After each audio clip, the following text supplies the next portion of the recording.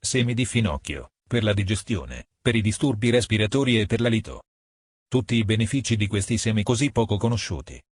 Oggi andiamo alla scoperta dei semi di finocchio. C'è chi li utilizza per una tisana perfetta, chi per arricchire qualche piatto. Scopriamo le loro proprietà e i relativi benefici, che non sono pochi. Conosciamo il finocchio sia come pianta selvatica che come ortaggio coltivato. Appartiene, insieme al prezzemolo, alla famiglia delle ombrellifere. Il suo nome scientifico è Phoenicolium vulgare ed è originaria del Mediterraneo dove, per le sue qualità molto aromatiche, è utilizzato da tempo immemore sia in cucina che come rimedio medicinale naturale. Il finocchietto selvatico nasce spontaneamente nelle zone marittime e di bassa collina, specie dove c'è una buona esposizione al sole, può crescere fino a 2 metri di altezza, possiede dei rami erbosi molto fitti a forma di ombrello le cui cime fioriscono in estate e sviluppano dei piccoli frutti definiti impropriamente semi. I semi di finocchio migliorano la digestione. Questo alimento è spesso utilizzato per trattare una serie di disturbi digestivi, tra cui bruciore di stomaco, gas intestinale, gonfiore, e anche coliche del neonato.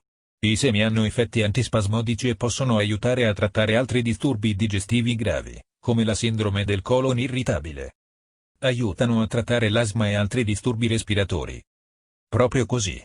I fitonutrienti presenti nei semi di finocchio contribuiscono ad alleviare i sintomi dell'asma. Le loro proprietà espettoranti sono utili anche per altri disturbi respiratori come bronchite, tosse e congestione. Un rimedio naturale per l'alito cattivo. Masticare semi di finocchio può rinfrescare l'alito, non diversamente da quello che succede con l'anice o la liquirizia. Ecco quindi un semplicissimo rimedio naturale per la litosi. I semi di finocchio contribuiscono anche ad aumentare la produzione di saliva, che è funzionale ad avere una bocca meno secca e più pulita, un terreno di coltura più sfavorevole per i batteri. L'olio essenziale ricavato dai semi di finocchio ha proprietà antibatteriche che aiutano a combattere i germi che causano l'alito cattivo. Le altre proprietà dei semi di finocchio.